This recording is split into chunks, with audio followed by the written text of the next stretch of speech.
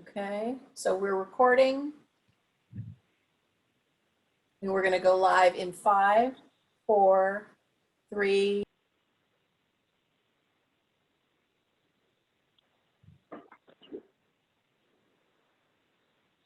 Okay, the webinar is now live. This is Ken Gordon, the event for the chair. Now that you can sign in now, and we're going to wait a few minutes for everybody that can sign in right away, and take a little time here. The numbers are adding up. We do have John Carlin, our speaker, ready to go. But those of you that are late, come on in.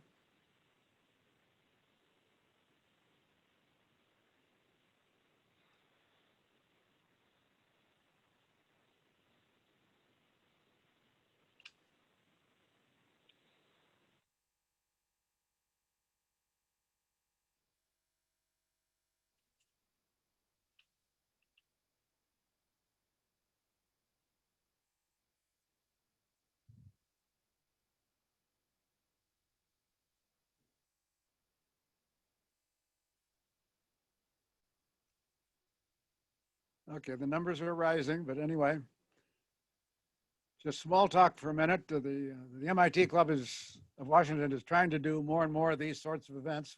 We're glad that you can join us for this continued experiment. There'll be more during the coming months. You'll hear about them. But Zoom still works for all of us, so we'll continue that motive for a while, and hope that you're all doing great. No, I'm not in Florida. I got a nice, friendly background, but I'm sitting in Bethesda, Maryland, so that's just to pique your imagination.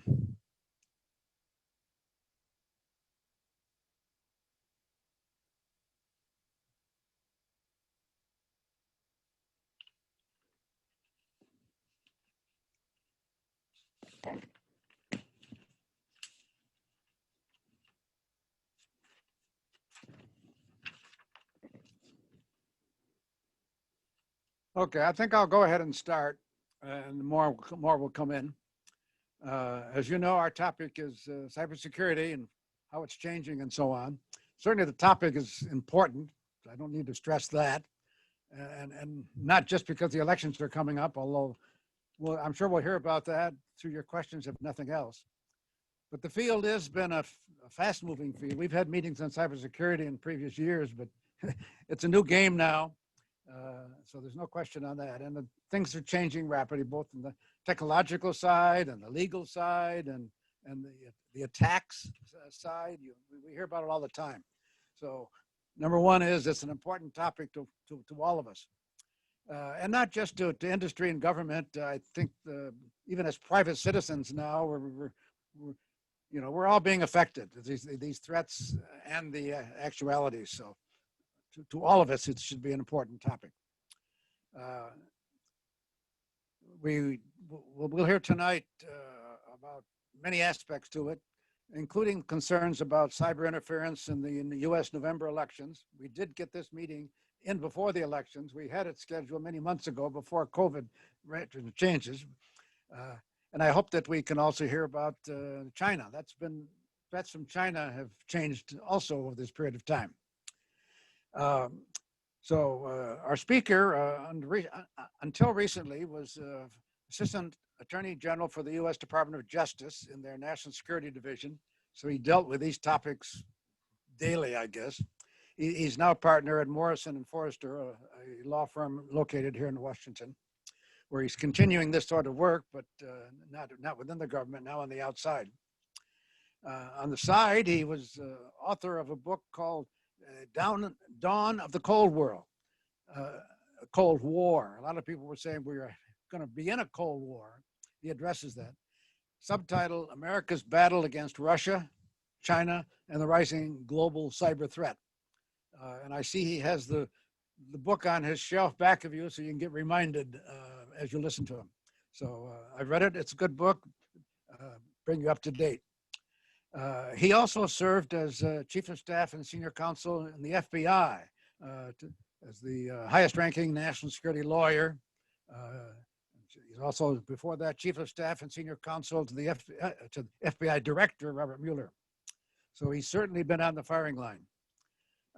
Presently, he's also chairs the Aspen Institute Cyber Technology and Technology Policy Program, which does provide a forum for the industry, government, and media to access these topics, address these topics.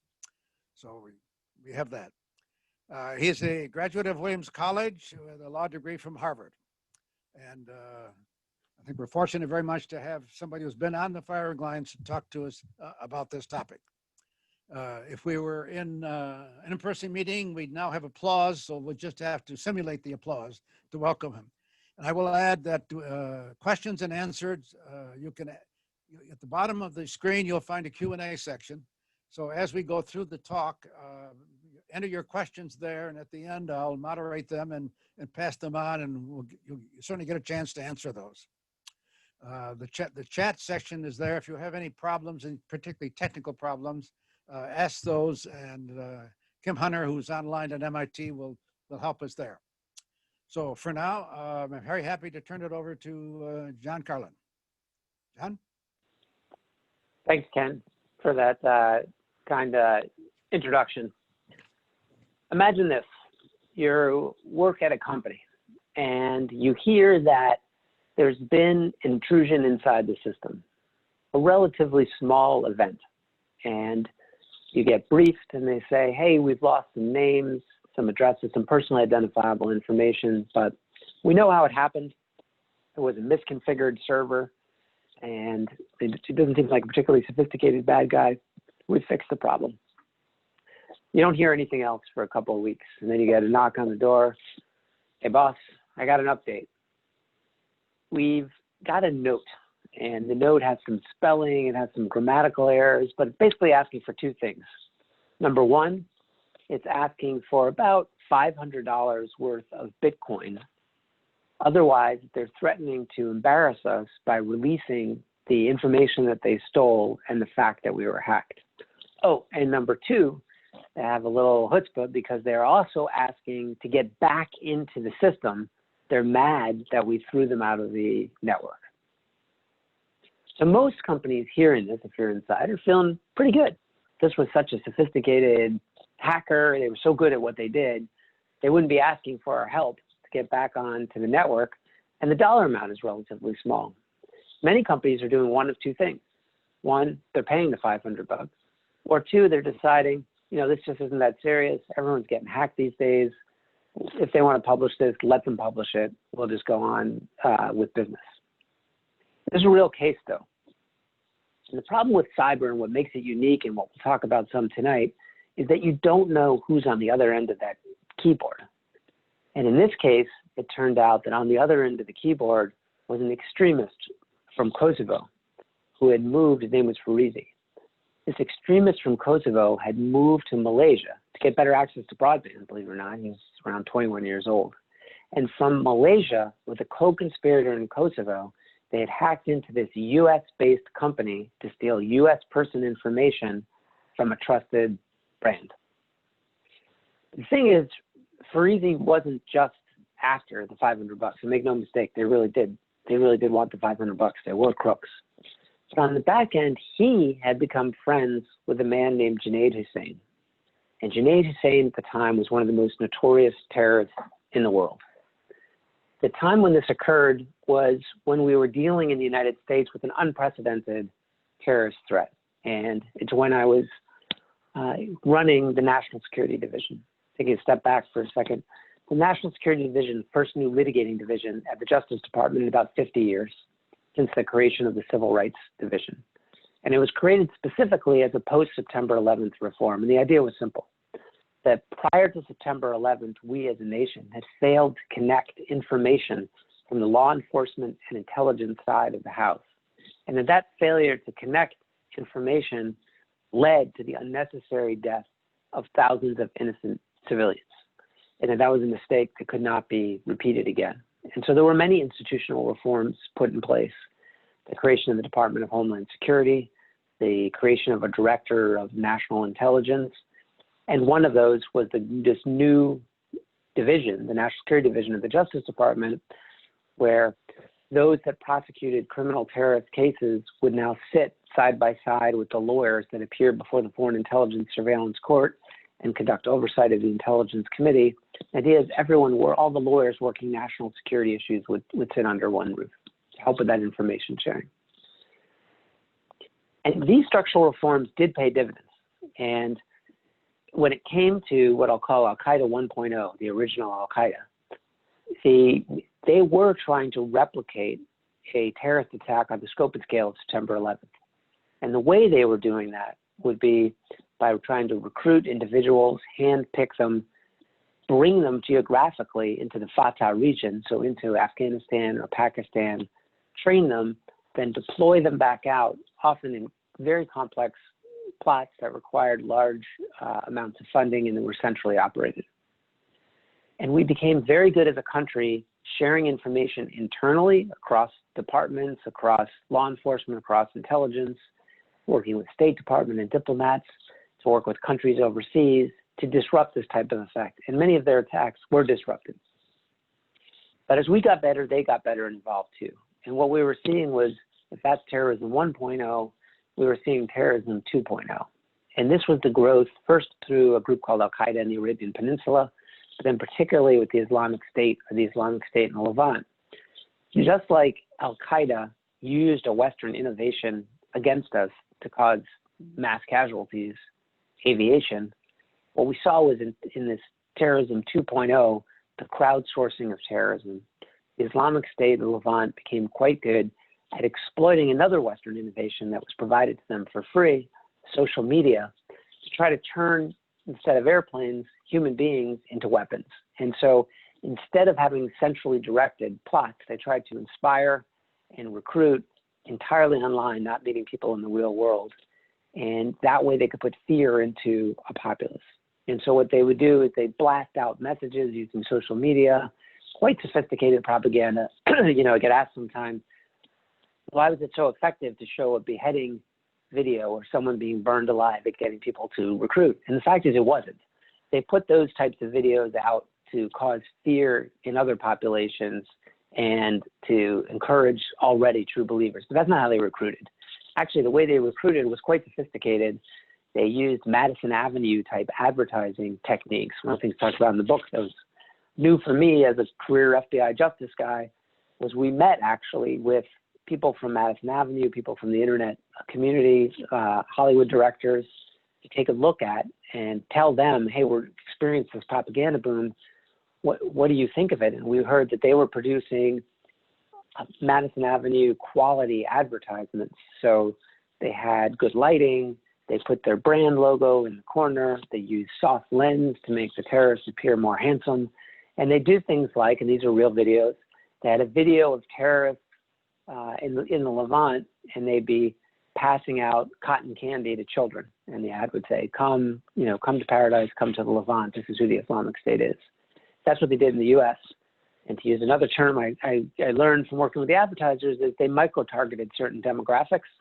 And so while in the U.S. they used that cotton candy type advertisement and pushed it on social media, in the EU, in Europe, where Nutella, the chocolatey dip is big with kids, they had a very similar come join us, but they used Nutella instead of cotton candy. And that's what they target for people who are in the EU.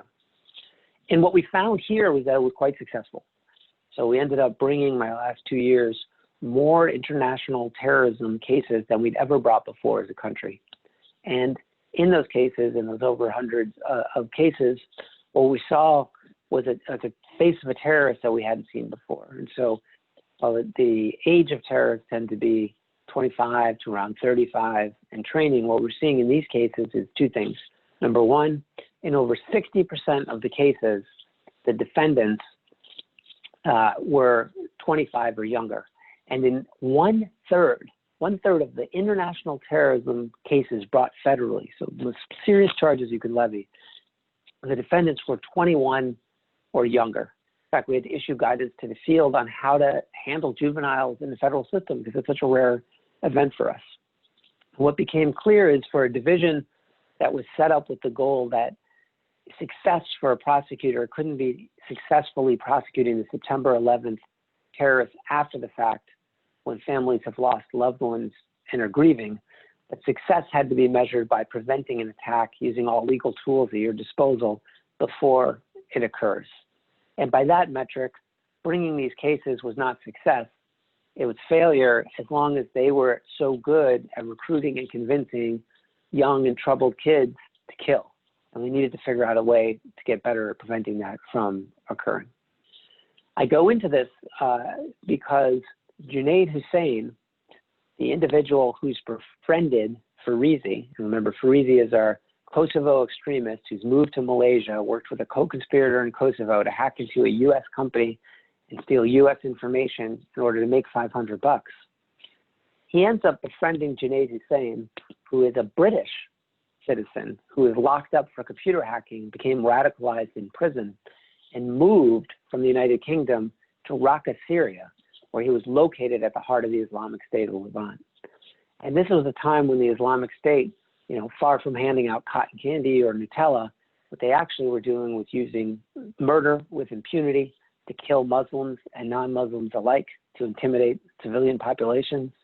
They used rape as a tool of politics, also to coerce, and they were selling women and children into slavery. And so this, Junaid Hussain, located at the heart of this group dedicated to murder, rape, and slavery, befriends Farizi entirely online through Twitter. And they start direct messaging. And he convinces Farizi to provide him the information that he stole in order to make a buck to him so he can use it for the terrorist group's aims. And they have no interest in the $500. They, consistent with their philosophy at the time to kill, they take the names that were entrusted to by people like us to this company. They take the name and addresses, and he creates a kill list. He looks for names who might be associated with a university, with a police force, with government, .mil, .gov, .edu, and creates a kill list. And then again, using Western technology, social media, pushes that kill list back to the United States with a message saying, kill these people by name, by address, where they live, using the information stolen from this mainstream, trusted brand company. That is the face of the national security cyber risk. That's why you've seen now at least 3 different directors of national intelligence, administrations that don't agree on much, rank cybersecurity as the top threat to the United States in the national intelligence estimate. So the estimate that's put together by the intelligence community professionals as to what the top national security threats are. And if you think about it, it's just in terms of scope, scale, speed, different than anything we've faced before. Now, in this case, one of the reasons I can go into so many details with you and share them, was able to write about them, is because we were able to take effective action. And we were able to take effective action because the company that was hacked worked effectively, first with federal prosecutors and agents to share information. And then using that shared information, great work by the State Department led to the arrest of Farizi in Malaysia, cooperation from the Malaysians. He was brought back to the United States, prosecuted. He's serving 25 years, and he was prosecuted just over in Virginia, actually, for, in the first case that charged both criminal computer hacking on the one hand and terrorism on the other. So a blended threat.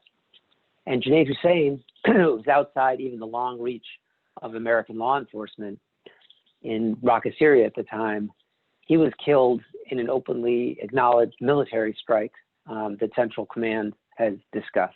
And actually, after he and some of his core cadre were killed in strikes in the United States, we saw a decrease in that type of the successful tactic of recruiting these 21-year-olds and 25-year-olds.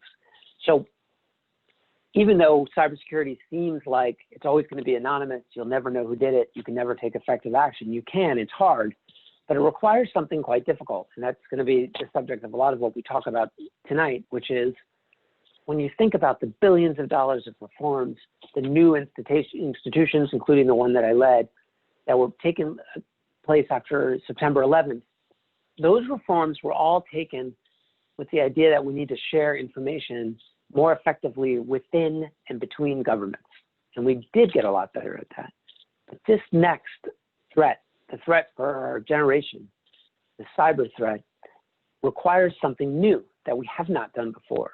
And that is the effective sharing, including of national security information, to the private sector, and similarly to get the private sector to share and partner with the government at the speed and scale of the threats that we face. That is our challenge, crystallized in this case.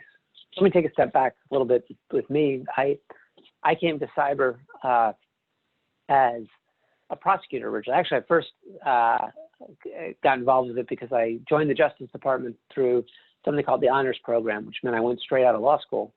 And when I joined as a line prosecutor, I was about 20 years younger than my fellow prosecutors.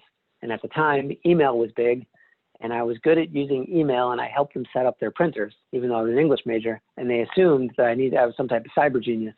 And so when there were digital evidence questions, which were new at the time, they came to me. So that's how I became cyber. I'd never done anything really linked to it when I was in law school.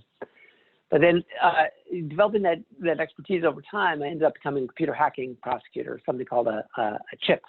And actually that name, which doesn't, I think for younger folks, but if you're of a certain age, there was a television show about the California Highway Patrol that featured police officers wearing short shorts and sunglasses. And we got a lot of grief for being called CHIPs. And it's Bob Mueller's fault. He later becomes director of the FBI. I worked for him, but when he was a U.S. attorney out in San Francisco, he called the first high-tech prosecution unit, the Computer Hacking Intellectual Property Unit, CHIP. And then that name caught on. And I can assure you, we'll talk about a little more with him, but he had never seen that television show and had no idea what it meant in the pop culture. So give him grief for doing that. So anyway, as a CHIP, I was prosecuting these cases. But what would happen is there was plenty to do on the criminal side of the house. And this is in the early aughts. But when it was a national security case, so let's say China ends up being at the other end of that keyboard, it disappeared and went to the intelligence side of the house. And I didn't know what happened to it. In fact, sometimes the agents who I worked with quite closely at the FBI would switch into the intelligence side of the house, and it just disappeared behind a locked, secure, compartmented door. And in fact, I went on to lead nationally the coordination of computer hacking and intellectual property crimes, and I still didn't know what was going on behind that door. We were only dealing with the criminal side of the house. When I went over to work for the then relatively anonymous, and I'm sure he wishes it could go back to that, director of the FBI, Bob Mueller's his chief of staff, for the first time for me, the door opened. And I saw what nation state adversaries were doing to the United States, in particular China. In fact, I went out to the specific center, and there was great intelligence work that the FBI had done in tracking these threats. And I could literally watch in a Jumbotron-sized screen in real time as China would hack into places like universities, hop from the university into our corporations, and then we would watch the data exfiltrate out of the United States. It's what the former director of the National Security Agency, Keith Alexander, called the largest transfer of wealth in human history. Billions of dollars worth of trade secrets, intellectual property, trade negotiation strategies flowing out of our country, noisily being taken by computer hackers who brazenly thought that there was no consequence for their action, and so they didn't really need to worry about being caught. When we looked at that, I thought, this is great intelligence feat that we're able to see this in real time, but it sure doesn't feel like success.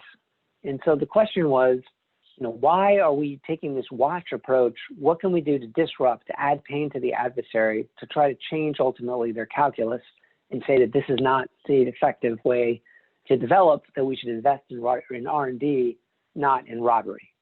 And so, well, actually, as the former prosecutor, theft, not robbery. There was no use of force. But when we look to see what we're doing, like the reason why we had ended up keeping this in the shadows, keeping this secret, there was a logic to it. And a lot of our counterintelligence apparatus sprang out from the Cold War. And the idea there, and we still had this approach, was let's take the Soviet Union, now the Russian Republic as an example. They, kind of like Al-Qaeda in the terrorism space, would invest in very complex intelligence operations. They train operatives. There's a case that became a TV show that we prosecuted called the TV show was called The Americans, about family placed inside the United States, lived here for 20 some odd years as normal citizens with the idea that they could be activated to steal information in the event of a crisis. With that type of patient adversary who's spending a lot of time, money, resources developing their intelligence assets, our approach of watch, feed false information, occasionally disrupt, but if you disrupt, they may come in a new way and you don't spot it.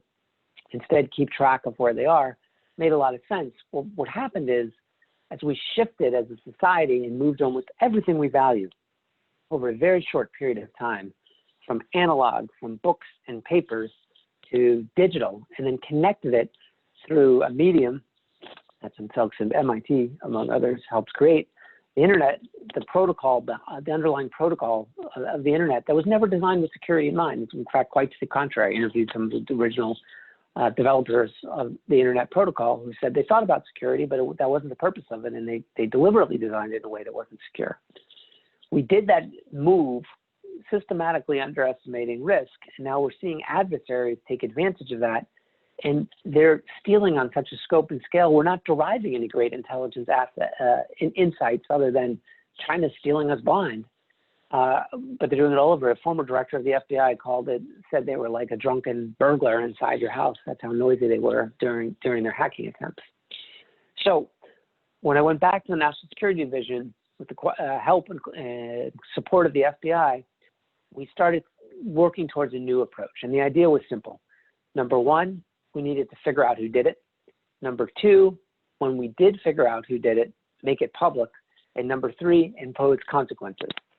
And for us, because we're prosecutors, and that's the tool that we have to make that criminal justice system one of those consequences, the use of an indictment.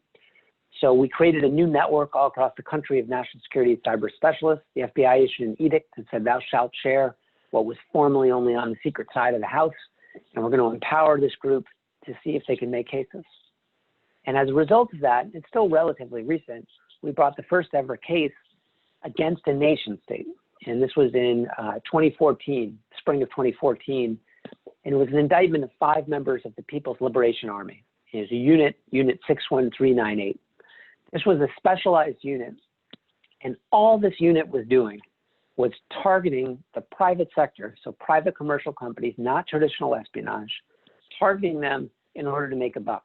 So they were targeting them in order to steal trade negotiation, other information, and then provide it to their economic competitor so that their economic competitor could gain an advantage. So to give some concrete examples, in the case we charged, Westinghouse was about to do a joint venture with a Chinese partner. The night before they were going to lease a lead pipe, we watched as a specialized People's Liberation Army unit went in and stole the technical design specifications for the pipe. No military application, not a national security secret, just a way to make a buck. Now you don't have to pay for the lease. Or to use another example from that case, we watched as they hit a U.S. subsidiary of a German multinational that made solar power. And what they did there, they hacked into the email, the least secure part of the system. They stole communications about pricing, and then they used their information about the pricing in order to price dump, which they did. And then they forced that solar company out of business. And then that insult to injury, when that company sued for unfair trade practices, they also hacked and stole the whole litigation strategy. So they were really stealing everything. In fact, there's one case, I go into the book a little bit, with DuPont. They stole what sounds like it might be a national security secret, which would be the formula for titanium dioxide, but in fact is the formula for the color white that is used in Oreo cookies. So when we say they were stealing everything, they literally stole the color white during this period. And when you look at it, it's we put an attachment in the case because there was a lot of controversy. Why are you targeting a nation state? Aren't people going to now prosecute our intelligence apparatus? It's unlikely China is going to extradite members of the People's Liberation Army to the United States for prosecution. What's the point? And so part of the point was, if you looked at an attachment on that case, it showed, hey, this was activity that started at 9 a.m. in the morning, Beijing time. It went from 9 a.m. to roughly noon. It paused from noon to 1, decreased from noon to 1, lunch break. increased again from 1 to roughly 6 p.m., and then decreased overnight, weekends, and on Chinese holidays. So former prosecutor to me would say, hey, circumstantial evidence that this is coming from China.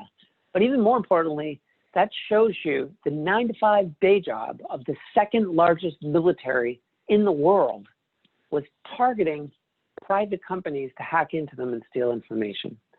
And simply, there is no way that the private sector can deal with it on their own, that type of resource. It takes national action. And there's the only way we can get to national action is to take it out of the shadows, start making public what we know about it so that companies can defend themselves, but also so that we increase the diplomatic and state pressure and start applying different tools to up the ante to nation states doing this activity. Also, for those of you who are the non-lawyers, many of you may have heard of what's called an easement, came from common law. This is the idea in U.S. common law that if you let someone walk across your property long enough, they earn a legal right to walk across your lawn. That's the easement. That's why people put up no trespassing signs to make it clear, no, I do not agree that you can walk across my lawn. Well, international law is the law of customary law. And the way you create international law or norms has to do with looking at the practices of nations. And as long as we were accepting without response or consequence the massive volume and noisiness of theft of intellectual property information, trade negotiations, et cetera, we were creating a world that we don't want to live in. So that the international law would say that that's an okay way to use your military and intelligence apparatus. So in some ways, this case was a giant no trespass sign, get off our lawn. We do not accept this as a norm for the new world, the new digital world in which we are all living. So that was the first case that we brought, but not the last. And in the interim, we saw a massive theft of public, personal identifiable information of government employees. In fact, my daughter's first piece of mail, and she was excited at that point, she could just about only read her name, was addressed to her, and it was a notice from the Office of Personnel Management that her identity had been stolen in this massive Chinese hack. So we had that incident upping the ante that there needed to be a stronger response. And in the interim, we also had a case that involved a different nation state, and this was the North Korean attack on Sony Motion Pictures. And I can tell you, we in government have war games for years. What is it going to look like if a rogue nation state decides to attack the United States through cyber means? And we all got it wrong. You know, we were thinking nuclear grid, electric grid, maybe our financial system. We never imagined that the first attack would be about a movie about a bunch of pot-smoking journalists. I don't know how many of you have seen that movie, The Interview. I had to see it over Christmas, along with the director of the FBI and the attorney general. It was a surreal morning threat briefing where instead of talking about the usual terrorist plot, et cetera, we were all giving movie reviews in the interview. Not my favorite movie, I'll say, but they still had a right to make it. It's also the only time in my career I ended up briefing the president of the United States in the Situation Room and starting the threat briefing with a quick plot synopsis of the movie to explain why it had so angered the leader of North Korea at the time. And there was a question of, okay, North Korea's attacked the company. Why do we care? Why is that in the Situation Room? Why isn't that Sony's problem? And I'll walk through a little bit what the thinking was. First, the description of the attack, because I think it foretells a new type of a tactic that we've now seen that occurred in the Russian election, which is the North Koreans did three things to Sony. One, they turned the computers into bricks. So they did a destructive malware attack that essentially wiped the operating code from the networks and made it so that they couldn't use their computers at all after putting up a scary banner that said they were doing that over the skull. Number two, just like our Chinese case, they stole intellectual property and then pushed it online. That, by the way, had happened to Sony before by a criminal group. People do not remember that hack for either of those two reasons. The actual thing that they did that was most damaging to the brand of Sony was they stole salacious emails, gossip rumors between executives, and then they posted that online. And ironically, in this attack that was fundamentally on our First Amendment, our right of free speech, where this right-wing autocrat from North Korea could impose his views of what should be a proper movie in the United States by launching this cyber attack. Ironically, the mainstream media, with the powers and freedoms of the First Amendment, does the damage for him because they turned the stolen, salacious emails into front page articles that damaged Sony. And I wish we'd learned that lesson better, actually, that how effective that type of attack could be. And it's similar, I think, to the terrorists exploiting social media. This was a new socially media-driven, not disinformation, right? Because it was real stolen information, but the use of stolen information to do essentially information warfare. But we did react to thinking that this was serious, and in part, it changed the way we thought in that prior to this, we really had been thinking more about defending critical infrastructure. And this showed that in our new world, you can still attack core values, in this case, free speech. In the Russian attack on the 2016 election, the right to vote in a democracy, that there were some non-tangible, non-critical infrastructure things that needed our attention. And the other lesson we learned going around the table thinking, okay, we're going to follow this new approach of one, figure out who did it. We figured it out in less than 28 days with overwhelming proof that it was coming from North Korean actors. Number two, we made it public. And the consequences here, there was no criminal case to bring. And so we imposed additional sanctions on North Korea, a notoriously difficult actor to impact their behavior. But we realized we were lucky a little bit that we were able to impose sanctions because there actually was no executive order in place allowing the imposition of sanctions for cyber-enabled attacks. North Korea had done so many other bad things. There was an order that we could use unique to North Korea, but it caused President Obama to sign several months later a new executive order that said you can now designate not just those who steal things like intellectual property or trade secrets as those who cannot do business with anybody using U.S. currency, but more importantly, you could target the beneficiaries of the stolen secrets, so the rival company overseas, and designate them with sanctions. And I think that was quite important because it led to a breakthrough with China, where right before President Obama was meeting with President Xi, there was a leak actually in the Washington Post, and they reported that we were about to use this authority to sanction Chinese companies. And China sent a delegation over at the last minute. There were about 3 days of negotiations and conceded for the first time. And President Xi made the statement on the stage with President Obama that he agreed as a norm, as a law, as a rule of the world that we want to live in, that you should not use your military or intelligence apparatus to target private companies for private commercial gain. That then, that breakthrough caused the G7 to adopt that norm, then the G20. And we did actually see a decrease in Chinese hacking that met that. And if it sounds like a narrow set of criteria, that's because it is. We're still seeing a lot of hacking, but it tends to be more about theft, bulk theft of personal information, research that's actually being used by the government. We did see a decrease. I don't know if it's still in place because it lasted into the beginning of the Trump administration. There's been so much churn in the relationship. There's been some talk that maybe they're no longer abiding by that deal. So that's China. I'm going to hit the two other major nation-state actors in this space. We've talked about China, North Korea. The other two major actors are Iran and Russia. And these four, cyber for about a decade has consistently been the top threat facing the nation, according to the intelligence estimate. And these four actors have been the worst actors. So Iran, we applied a similar approach. And what we saw with Iran is an attack called a distributed denial of service attack. And there were two groups linked to the Iranian Revolutionary Guard, the IRGC, who attacked our financial sector. And what they did is they did a distributed denial of service attack, which means essentially they compromised hundreds of thousands of computers, like your own computer you're using right now at home, unbeknownst to you. They would issue a single command and control, and then they would essentially turn that into a cyber weapon of mass destruction, aim the volume of all of that traffic at an open-facing commercial site. So with banks, it would be the way that customers online bank, and they'd flood it with so many requests that it denied the normal customers from being able to gain access to the site. And they did this over a period of years, and it affected hundreds of thousands of customers and cost the banks tens of millions of dollars. They were doing it as an attack of our financial sector.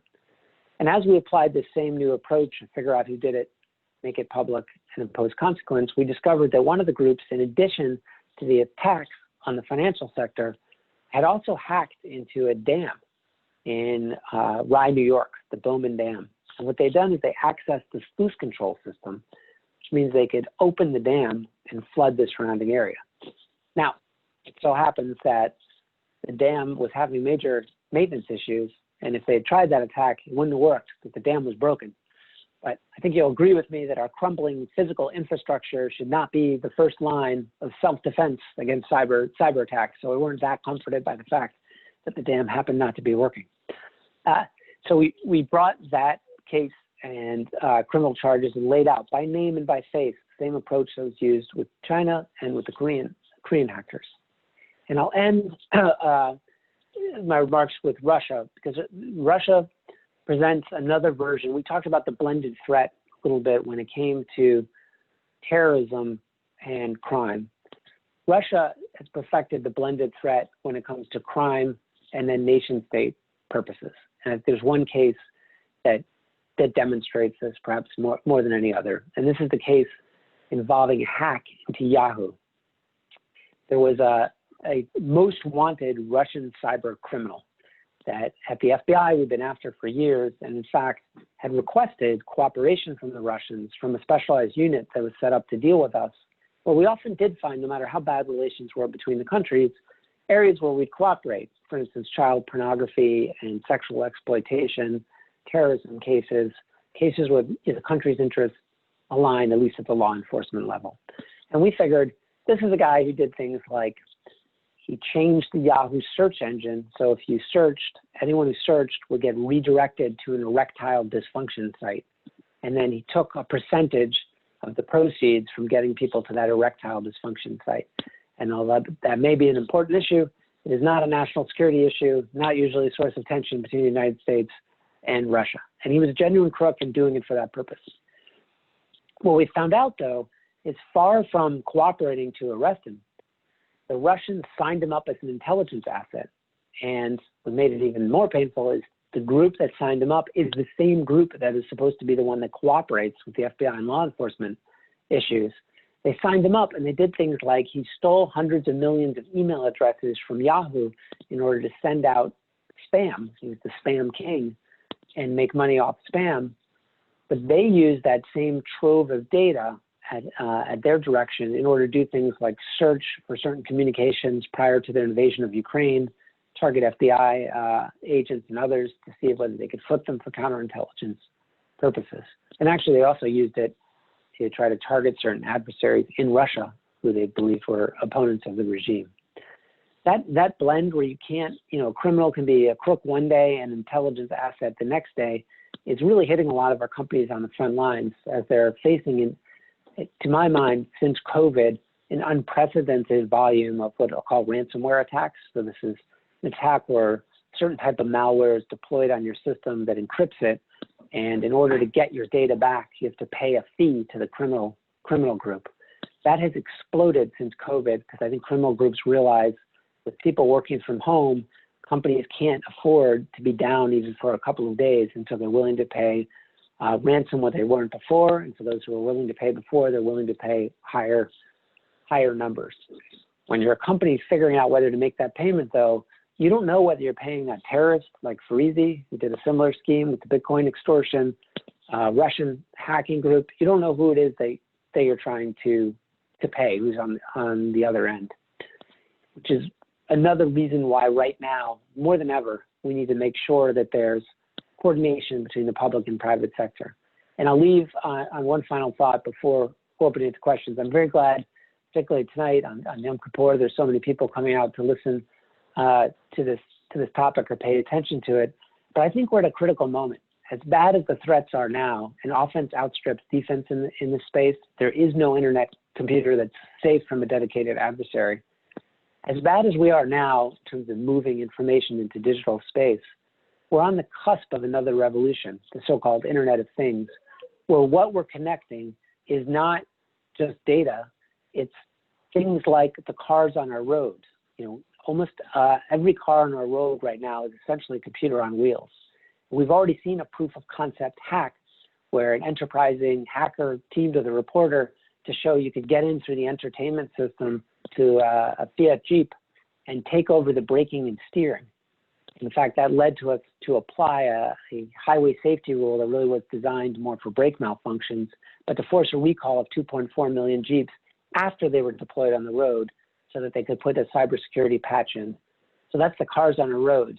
We've seen a similar thing with pacemakers in people's hearts, where they were deployed and put into people's bodies, into their hearts, tested to see whether they worked, but not whether they'd work if a bad guy, a crook, or a terrorist didn't want them to work. And it turns out because they weren't encrypted, a 12-year-old with publicly available software could have hacked and killed.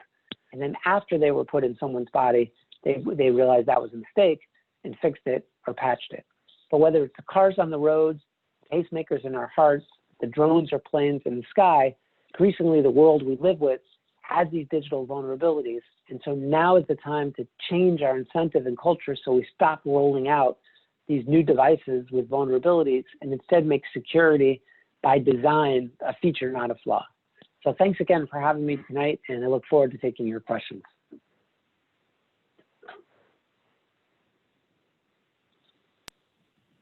Okay, I'm back in the picture now, I think, and ask a couple of questions. The question of trust comes up, and I'm speaking now of trust to share information, as you say. People have got to be trusted. Do you trust Congress these days? There seem to be many cases where security information, if not other information, is leaked when it shouldn't be. Can you trust industry to protect information that they should not be sharing? How do you handle the trust issue? Yeah, it's the difficult, I think trust is key. I'll say for both government and the private sector, I think there's a recognition of the importance of trust to doing their jobs. So I know, for instance, post the Snowden revelation, there's been a real change, and you've seen it with a lot of that which was privately kept, was previously kept behind closed doors, is now discussed. It used to be some of my friends and former colleagues, National Security Agency was called no such agency. No one really talked about what they did.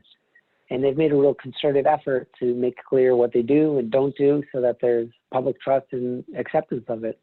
I also think for companies and brands, they're realizing, at least when it comes to intrusions, that can be a real damaging factor to the goodwill that their customers have, and also if they're business to business, their business partners. And so there's a desire to get the trust right.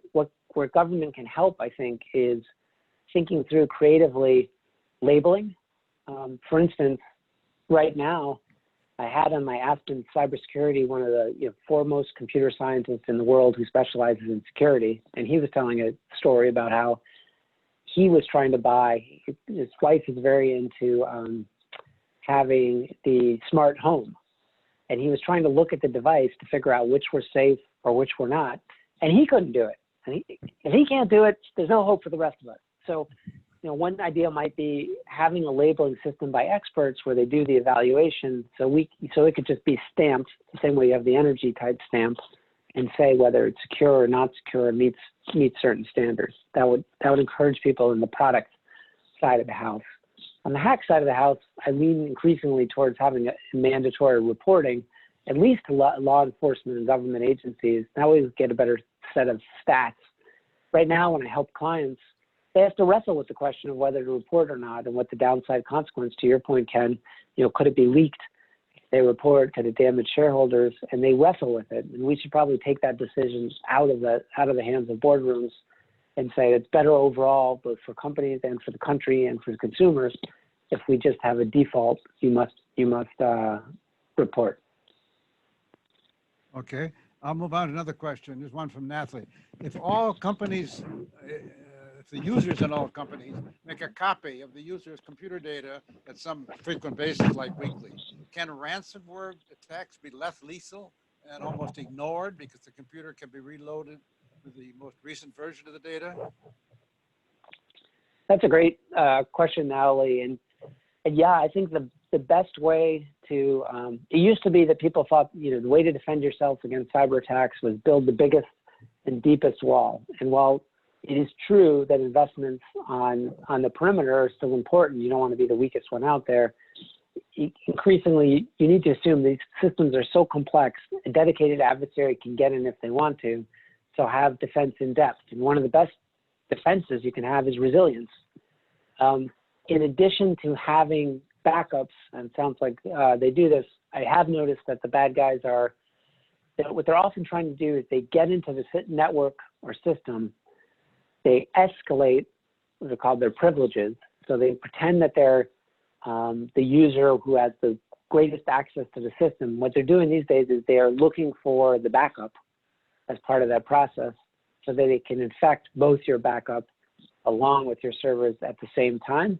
There are ways to defend yourself against that, including limiting those admin credentials, monitoring it, keeping offline copies of the data so that at least you could go back a week. But that idea and way of thinking, it sounds like, is exactly right, Natalie, and should be part of the plan. And I'll tell you, every client I've had and victim I had in my old hat in government, once you've gone through one of these, they always increase the investment on the resilience side, doing more regular backup. So it's great that it sounds like your company is already doing that now. If somebody came to you with money right now and said, what technologies would you want us to develop in order to increase the ability to protect the cyber side of things? What would you recommend to spend that money on? What's the most useful, most likely benefit? Well, if we're talking about where to spend using current technology, what I find for most companies is it's what's referred to often as the blocking and tackling. So it's not necessarily investing in the fanciest new cyber tool that can detect anomalies. Instead, it's doing things like Natalie suggested, backups. It's enabling multi-factor authentication. So this, in other words, that you can't get access with just a username and password. There needs to be something else, some other token. It's knowing where your assets are. Most companies can't map their inventory, particularly post-COVID, with everyone suddenly working from home all the time.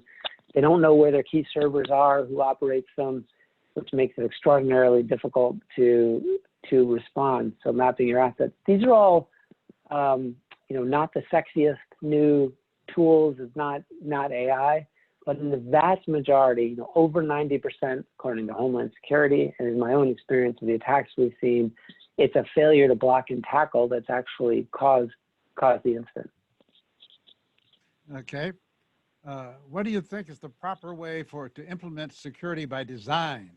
Should Congress implement wide-ranging legislation similar to the EU's enforcing privacy by design? Should companies be free to create their own practices, or is there some sort of middle ground? I think there is a role for Congress, and there are different ways of development. I see a couple of questions about underwriter lab. I think that's an area where it's a good idea. It's one that we're trying to push through the Aspen Institute. It's one that you could have congressional action to help encourage it, and you could, in different ways, if you think about balance of carrots and sticks, I think there are carrots if you were to have a lab that would do security by design type certification. But you also could have a stick where you set it as liable. It's not reasonable practice if you haven't received the certification, and that would incentivize.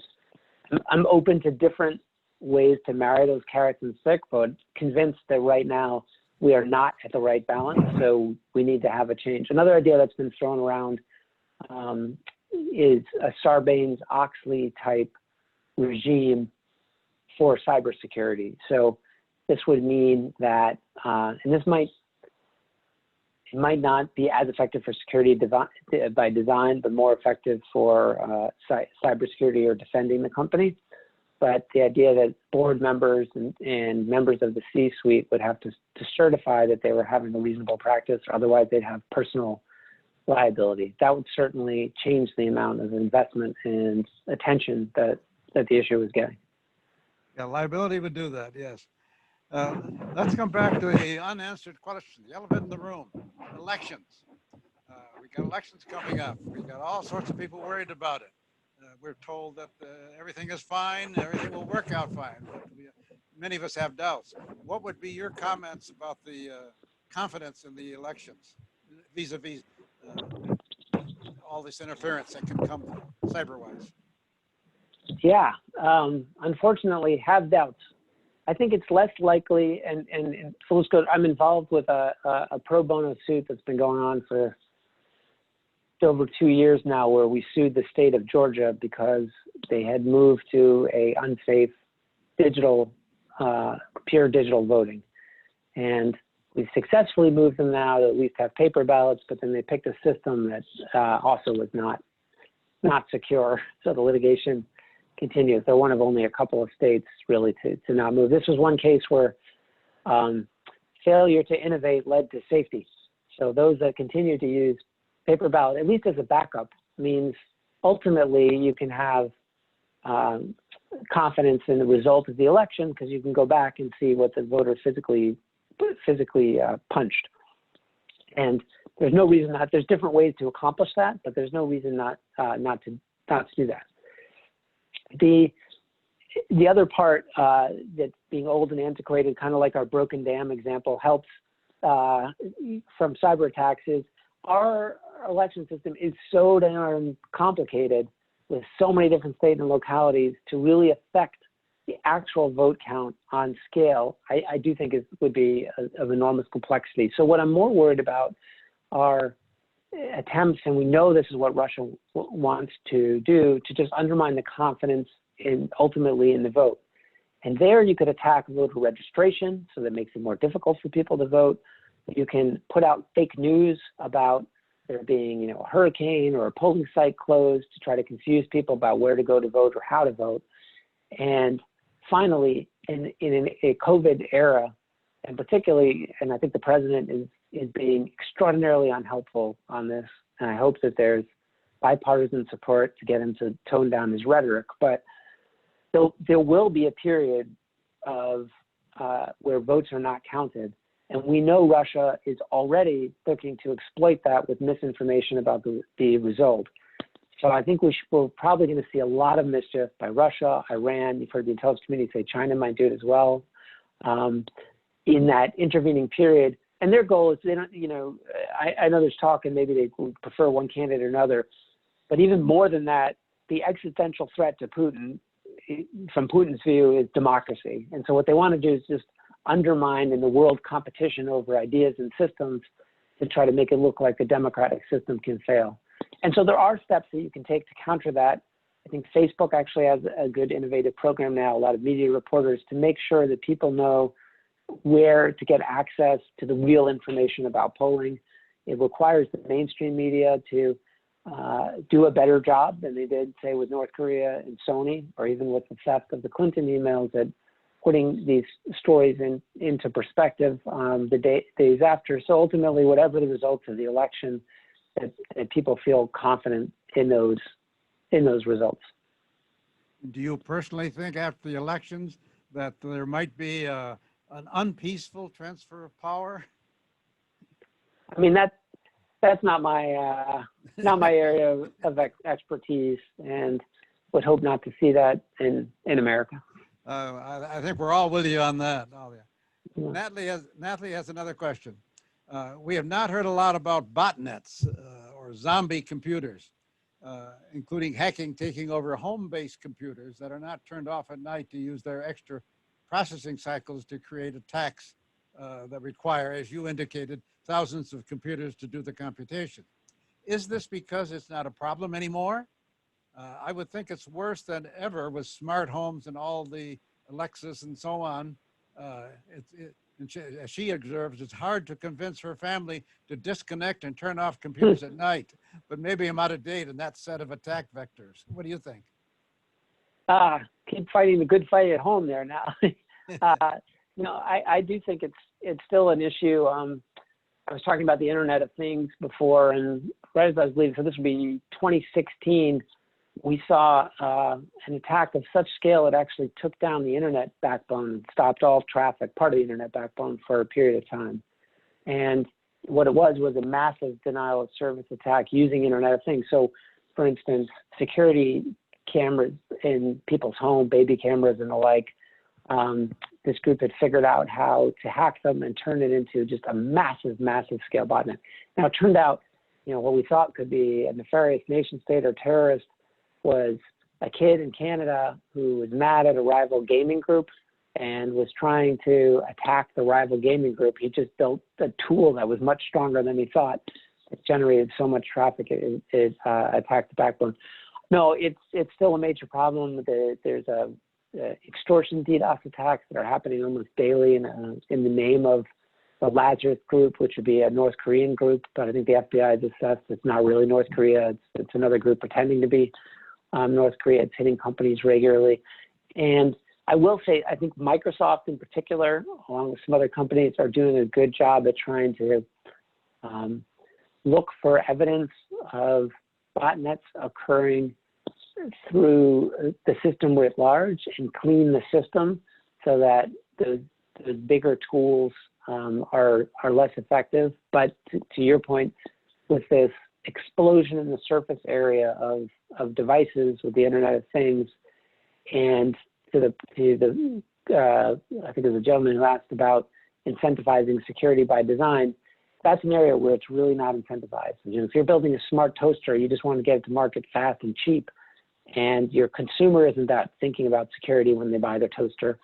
So you don't really have the same brand incentive as a more complicated device would to keep the trust of your customer. And so we're just seeing those rolled out, and the default is that they're not encrypted, which means it's quite easy to hack. Okay, we've reached the time that we had scheduled toward the end. I'll just give you the last opportunity for any closing remarks. If you need a guide, then sort of tell us what you think the weakest problem is these days. You've implied it's the people who use the system incorrectly, but would you add any other final comments? I think, and I'm glad, it's going to take concerted action from people like the group tonight to keep pressure on Congress and others to change. But fundamentally, the problem is we've moved too much, too fast to a system that's not secure. And we need to take stock. Certain things should not be connected to the internet. And if they are, then certain precautions need to be taken. And we need to make those decisions now before rolling out a technology that is not going to work into things that are going to cost lives and lives on scale. I think we can do that, but it's going to take action now. So thank you again for joining me to have this talk tonight. Well, we appreciate it very much. You're sharing your expertise and your experiences. If we were in person, I'd certainly have a big round of applause for you, but you'll have to rest assured that we do have appreciation for it. And so go back to fighting the good fight for us. Thanks an awful lot. Thanks for everybody for joining. And I'll say we're going to now close up shop. Thank you. Bye.